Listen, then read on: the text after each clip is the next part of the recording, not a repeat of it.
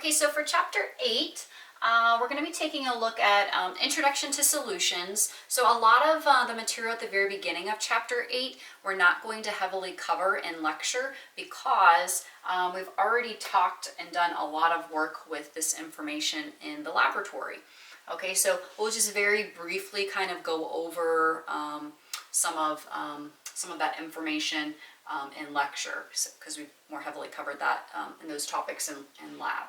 Okay, and then we're also looking at the different types of aqueous solutions in this chapter. Okay, so we'll first start out talking about the importance. Why is it important to learn this information? We'll briefly review some of the solution concentration information, molarity, looking at dilutions, and then I will do a small introduction into dilution factors, which is another kind of easy way we can do dilutions in our head without using M1V1, M2V2, or C1V1, C2V2. It's essentially the same calculation, but we can kind of do it in our head when we have easy numbers to work with. Okay, and then we're going to get to solution stoichiometry. So what we just covered in chapter 7 with reaction stoichiometry, we also can have liquid chemicals that are dissolved in solutions, okay, in aqueous notation, that parenthesis AQ next to them in a reaction equation. That means that those chemicals are dissolved in a solution. If you take two solutions and mix them together, you can have a chemical reaction, right? And you might form a solid precipitate might come out of that as a product, or it might just be an acid-base reaction. Acid, that's a liquid, and a base, that's a liquid. And you can have different concentrations of them and different amounts of them. And then one of them will also be the limiting reactant, and you can calculate how much product you can make, okay? And so we'll do those same types of calculations. Instead of using mass, though, we're gonna have the unit of molarity. Okay, so we'll have moles per liter in there, and then we can still get to our moles to get to our mole ratio by canceling out our liters from the molarity information.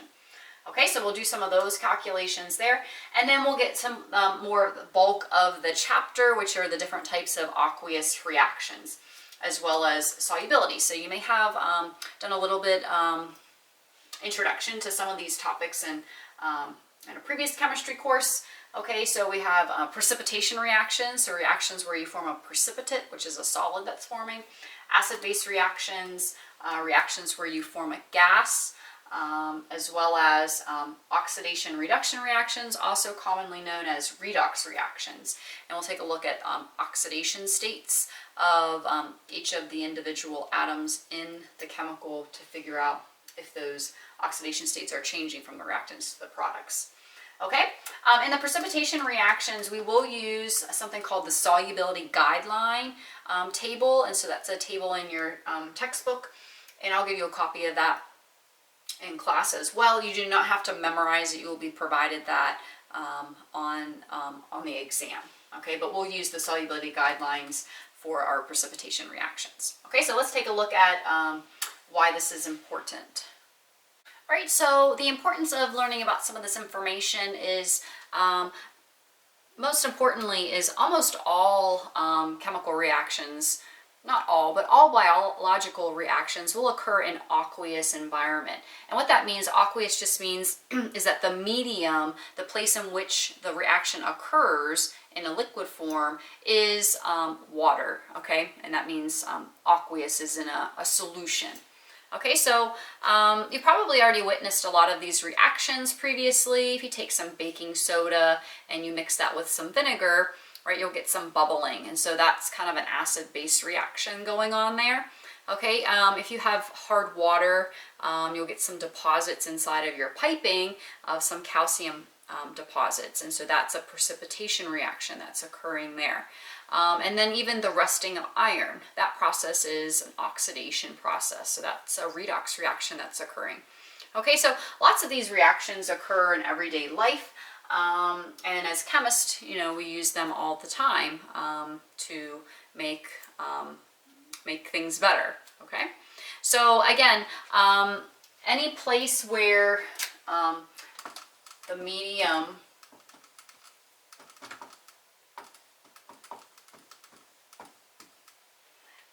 in which water is used, okay,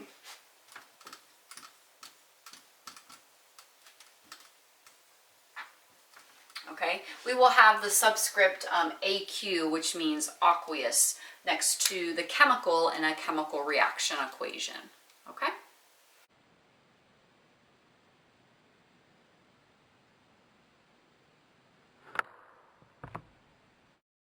All right, so just like we saw in lab, we commonly use molarity as a common way to express concentration. And it's actually one of the most common ways to express concentration of a solution is molarity, right? And so we commonly write that as capital M. But I want to encourage you that anytime you ever see a capital M and you're ever going to be using that number in a calculation, to always rewrite the capital M and rewrite the actual units, what it actually stands for. Because more likely than not, you're going to be needing moles or mass or volume in your calculation, and you need to be able to visually see and be able to keep track of your units in your calculation. Right, so capital M means we have moles of solute per liter of solution. And this volume of solution on the denominator here is actually the total volume of the solution. So it's actually the volume of the solvent and the volume of the solute. So if you recall, whenever we make up a solution in a volumetric flask, we put that solid in the flask, right? We put some water in there, dissolve it, and then we fill it to the line. So that total volume when we fill it up to the line is accounting for the mass of the solute in that flask as well. Okay, all right, so what we have is molarity is actually a new conversion factor between mole of solute and liter of solution. So we can use molarity to convert between those two things. Okay, so when we get to our solution stoichiometry, we're going to be using the volume of the solution to cancel that out to give us moles of solute, and then we can go to grams of solute and things like that. Okay, so just a basic calculation that we probably have seen already in lab. If you dissolve 25.5 grams of KBr, we're going to make up a solution of it. Okay, we're going to put it in a flask that has a total volume of 1.75 liters. Okay, what is its molarity? Okay, so I have the mass and I have the 1.75 liters of solution. So I want to say, okay, I'm calculating molarity. What is the solute? What is the solution? Okay, KBr is the substance that's going to be changing phase. It's going to dissolve when I put it in there. That's the solute. And then this is the solution. It's made up of water where the solvent is. And that is my liters of solution here. Okay, so I see that my molarity is moles per liter, and I'm given grams. Okay, so I need to recognize, okay, the first thing I need to do is I need to calculate moles of KBr, and then once I do that, I go from grams of KBr to moles of KBr, then I just plug that right there in the numerator. Okay, so all I need to do is convert grams of KBr to moles of KBr using the mass of KBr, which is 119, and I get my moles, and then I can just plug those moles right in there and divide by the total volume. Right, so you take 0.214 moles of KBr, I'm going to divide that by the 1.75 liters, and my concentration and molarity of the solution is 0.122 molar KBr. Right, so looking at the next example, we're using molarity as a conversion factor. All right, so this question says, how many liters of a 0.125 molar sodium hydroxide solution contain this number of moles? 0.255 moles of sodium hydroxide. Okay, so here we're given molarity and we're asked some information that we might need to use that molarity.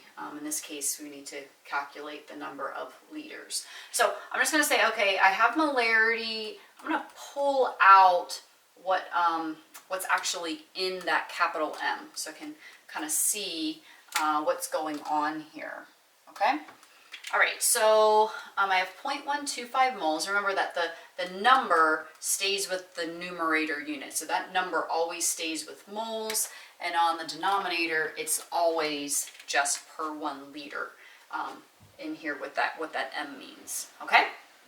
All right, so I'm given this mole over here. So I have 0.255 moles of sodium hydroxide, and it's asking me how many liters are in that solution. with that molarity that's given. Okay, so I need to recognize moles of sodium hydroxide and liters of solution of the sodium hydroxide solution. How do I convert between those two things? And I say, oh, well, moles of sodium hydroxide and liter, that is right here. That's given in the molarity concentration unit. Okay, so remember we can use molarity as a conversion factor between moles of solute and liters of the solution of it. Okay, so that's what I want to do here. I want to use the molarity as my conversion factor, right? So I'm going to start out with my 0.255 moles. I want to cancel out my moles and I want to convert it to liters. So I need to orient my molarity so that my moles cancel out. So I'm going to put my moles on the bottom. Again, that number stays with the mole unit. So those are going to cancel when I divide, and it's just over or on top, 1 liter is on top there, like there, right? And so when I calculate that out, I end up with 2.04 liters of solution.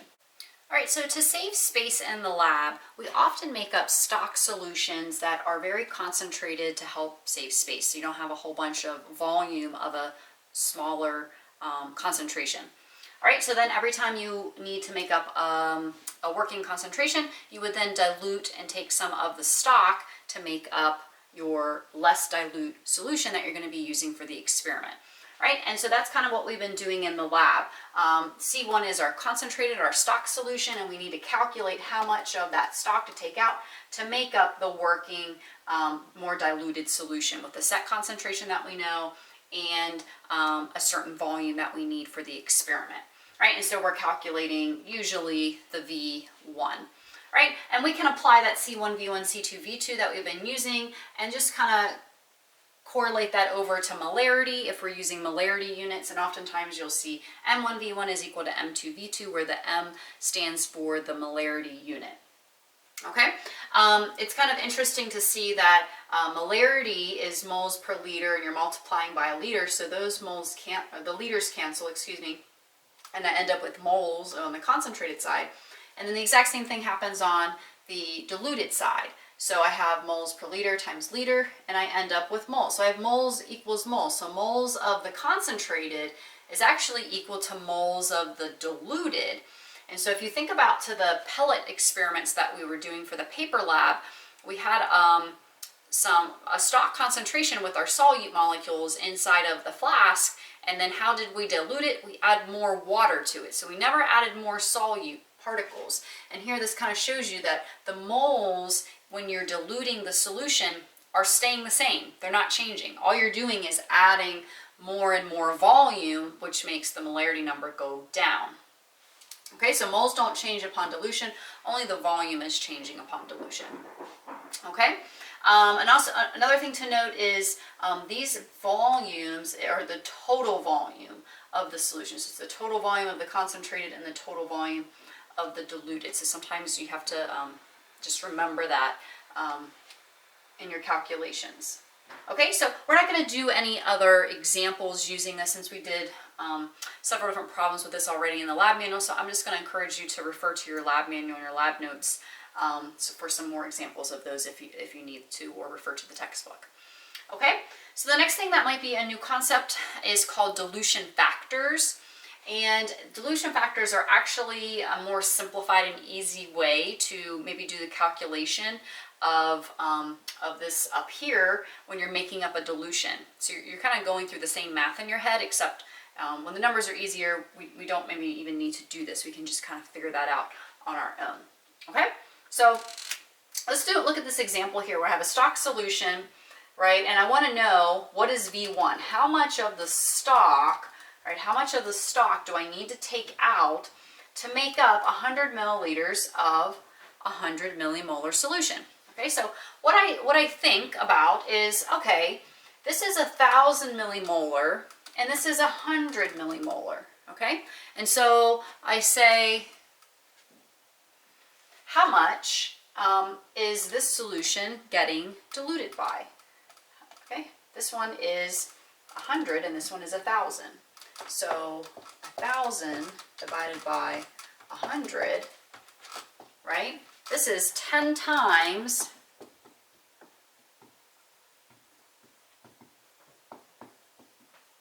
more dilute than the stock, right? So the dilution factor is 10, okay? So if the dilution factor is 10, it's a factor difference of 10, then I say, okay, how much of the stock do I need? If I'm making up 100 of this, then what is a tenth of 100 milliliters? Right? The dilution factor is 10. What's a tenth of 100 milliliters? 10, right?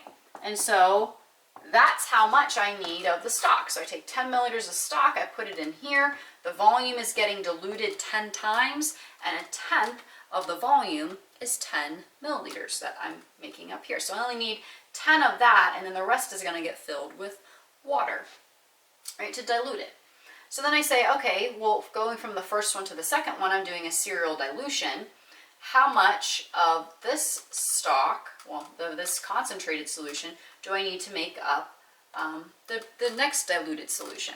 So this one is 50 millimolar. The previous one was 100. So this 50 millimolar got diluted in half. That's a dilution factor of 2. So dilution factor of 2, what is half of 100? 50. So I need to take 50 of this, put it in here, fill to the line, right, mix. And then I say, okay, 50 is this more concentrated one here, and I'm going to take some amount. How much of that do I take out to make up 10? Okay, let's figure out what the dilution factor is. 50 divided by 10. This one got diluted 5 times, so that's a dilution factor of 5, right? 50 divided by 10 is 5. So then I say, I take that dilution factor and I say, okay, what's a fifth of 100? 20, right? 20, 40, 60, 80, 100. That's in terms of fifths. So I need 20 milliliters of this put in there and fill to the line. That will be 5-time dilution factor here, and the concentration is diluted 5 times. Okay, so that's kind of an easier way just to think about it in your head, and you're doing the same math as up here, except we don't actually have to calculate. We can figure it out much faster. All right, so one more calculation using molarity here before we go to solution stoichiometry. All right, so this problem is something that you would calculate very frequently in the lab when you're making up a solution, and the solute that you're making the solution up from is in a solid form. So you need to figure out how much solid you need to weigh out on the balance, and you're going to put it in, your volumetric flask, fill it to the line, you're going to make a certain volume, and it's going to be at a certain concentration. Okay, so how much do you weigh out? So this question says, how much solid sodium chloride, so this is just like salt, table salt, do you need to weigh out to make up a liter of a 1 molar sodium chloride solution? Okay, so again, remember, please try to get in the habit. It's just really good to help you along the way to keep track of units. That 1 capital M, molarity, I'm going to just rewrite that to put my 1 mole of NaCl, moles of solute, per liter of solution out there. Okay, so I have this, I want to make up this solution, and I want to know what is the mass, right? What is the, grams of NaCl that I need there, okay? And so I can see, well, I want to make up a liter of it, so I think I could multiply by liters there, and that would cancel out my liters pretty easily, and then my moles, I can go to grams pretty easily. Grams to moles, moles to grams, that's the molar mass of in this case, the sodium chloride, right? So it becomes pretty straightforward.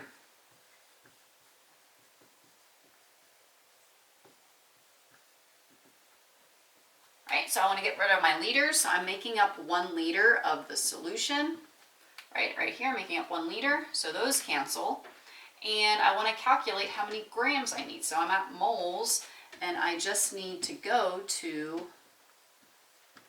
grams. So I need the molar mass of the sodium chloride, which is 58.44, and this is just times 1 times 1, so I need to weigh out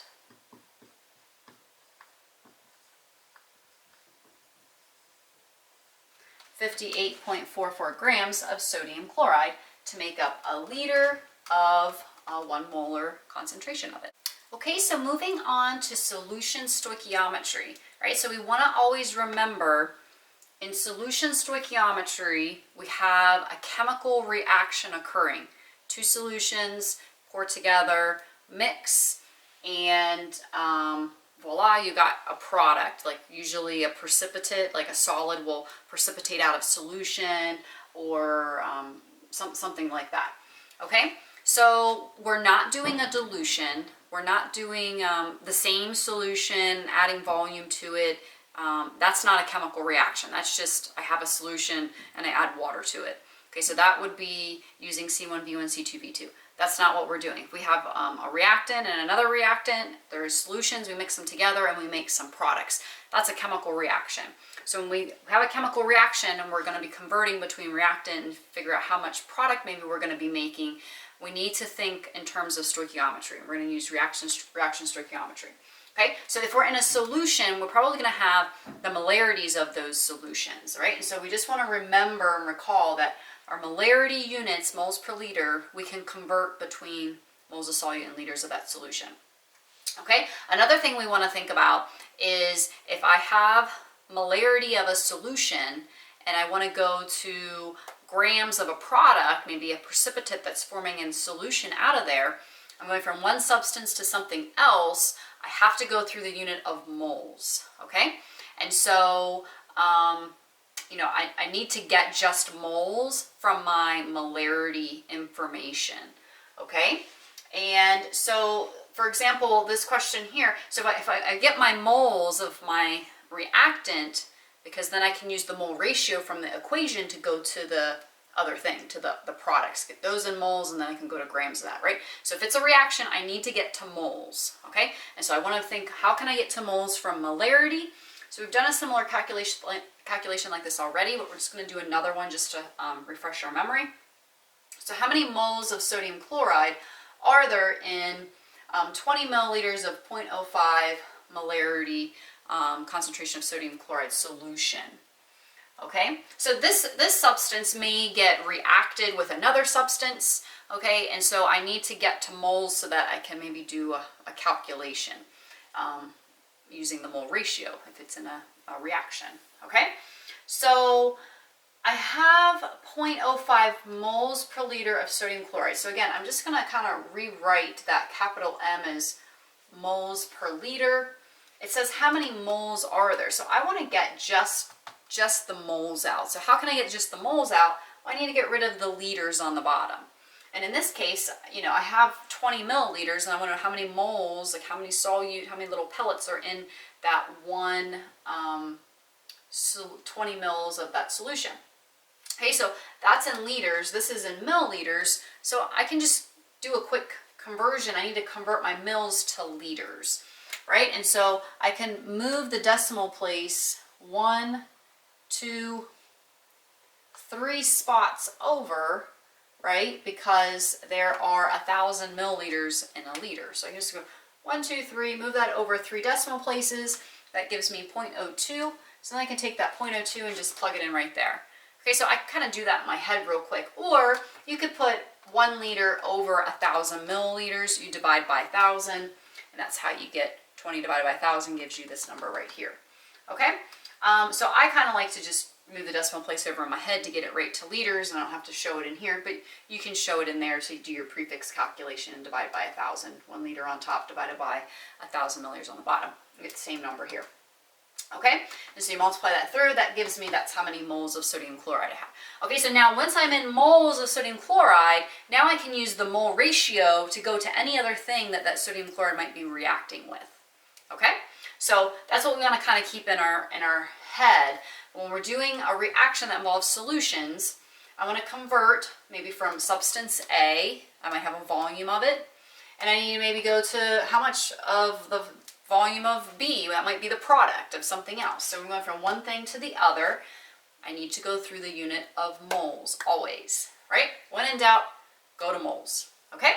So we had our roadmap for our regular reaction stoichiometry where we had masses, but here we don't have masses for solutions. We only have volumes and molarities.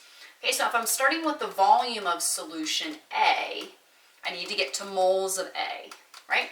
So volume of A to moles of A, that volume to mole relationship is molarity. Right, so I can use the molarity of A to cancel out my liters like I did up here, right? And now I just have moles of A. Then I can use the mole ratio in the chemical reaction equation to get to the other substance, whatever it is. Okay, and then once I'm in moles of B, if there's two solutions that I'm reacting together, I know the concentration of that solution as well. So I can flip my molarity upside down to cancel out my moles and end up with my liters on top to end up with the volume of B. Okay, so if I plug in the units here for what's written in purple, I have liters, that's volume of A, moles, molarity of A, which is moles of A over liter of solution. So my liters cancel here, and now I'm at moles of A. Okay, I want to go to the other substance. So this information will come from the balanced reaction chemical equation. Okay, so I'm going to cancel out my moles of A here, and I have my other substance I've now converted to through the mole ratio. And then I want to go to volume of B. So how do I get to volume of B? Well, I can use the molarity of B to cancel out the mole units and end up with volume on top. And that would be my liters on top. And you may convert that to milliliters or something like that, right? Okay, and so that's my roadmap. Okay, so this is kind of like set in stone. This is also bidirectional. Okay, so you can go both directions on this one as well, just like the reaction stoichiometry. Okay. And so yeah, so you want to kind of memorize this because we're going to be using this for the next calculation. Okay, so another thing, some students use the C1V2, C2V2 for solution stoichiometry for whatever reason. You will never get credit for using that if it's an actual chemical reaction or a solution reaction. You need to use our regular stoichiometry here to get credit. Okay, this does not account for any mole ratios. It's only considering a 1-to-1 mole ratio because it's not actually a chemical reaction what's occurring right here. Okay, so you have to do this in order to receive any credit. Okay, all right, so let's take a look at our first solution stoichiometry problem. Okay, all right, so what volume in liters of a 0.15 molar potassium chloride solution, okay, so we want to know the volume of this solution here, will completely react with 0.150 liters of this molarity, 0.175 molarity of this lead nitrate solution. Okay, so we know that we have a chemical reaction. We definitely don't want to be using C1V1 and C2V2. We know that we're going to be going from one thing to something else. We have two different substances going here. Completely react. So that tells me, oh, I have a chemical reaction. Do I need to figure out the limiting reactant? No, because completely react is telling me that one of those substances is completely being used up, which is going to be the limiting reactant I'm going to do my calculation from. Okay, it's going to completely react with this substance right here. So this lead nitrate substance is going to be completely reacted. So how much of this will completely react with this? So what does that tell us? That this lead nitrate must be the limiting reactant. Okay? Another way that we can kind of figure out that we want to start with the lead nitrate is, remember, we always have to go through the unit of moles. Okay, so I want to say, well, what do I know both the concentration and volume of so that I can calculate the moles? Right, so potassium chloride, I only know the molarity. So I'm only given the concentration. I'm actually solving for the volume of that. So I can't figure out moles of just this because I don't know the volume, okay, that's in that solution. Okay, and then here I'm given concentration and volume. So I can take, right, I can take concentration mole per liter and I can multiply that by liter and I can calculate how many moles are in that solution, right? So I know the moles of this solution here, okay, based on the information given. Right, and I also know that that's the limiting reactant and I want to use this information here, it's a limiting reactant, to convert to anything else in the problem. Okay, so from my previous roadmap, I kind of said like a volume of A to go to volume of B. So I know the information here to get me moles of the substance. So I know I know what this is, so I'm just going to say that's A. That's the substance A. Okay, so for my roadmap, right, I have my volume of A, I can go to moles of A using the molarity. And then once I'm in moles of A, I can use the mole ratios up here from the equation to get to my other substance. And then that'll be in moles. And then I want to go to volume, so I'm going to use the molarity of the B substance. So I'm just going to call this lead nitrate, that's my A substance, right? And this potassium chloride is like my B that I'm trying to figure out. Okay?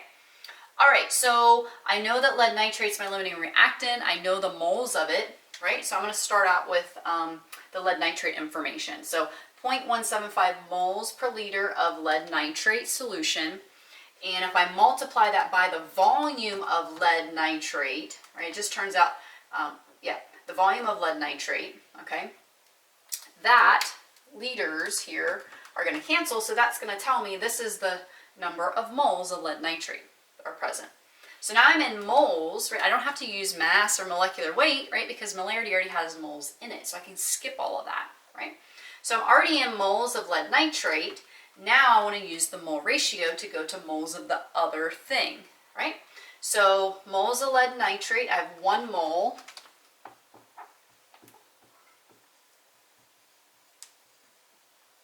I want to cancel them out on the denominator, okay? And I want to go to the other reactant, 2 moles of the potassium chloride, right? So now that's the B substance, that's the other thing. So now I'm in moles of potassium chloride, and I want to know what's the volume that the potassium chloride solution has to react with this amount over here. Okay, so I have moles. I want to go to volume. The relationship between moles and volume, that is molarity, because molarity has both of those units in it. So I need to use the molarity of potassium chloride, right? So molarity of potassium chloride is 0.150 moles per liter, right? So I want to cancel out the moles, so that number, 0.150 moles KCl, is going to be on the bottom, and then the 1 liter of the KCl solution, right, goes on top, right? So then my moles cancel, and now I have liters of the KClB solution there. All right, so when I calculate that out,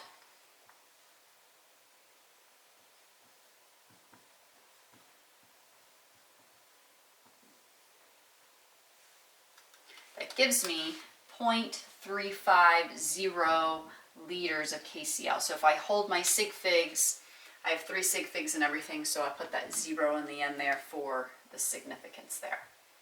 Okay? All right, so I'm going to put one more problem up that I want you to work on your own, and then we'll check that one in class together. Okay? Okay, so here's the next example problem that you can go ahead and give a go on your own, and we will check the answer in class together.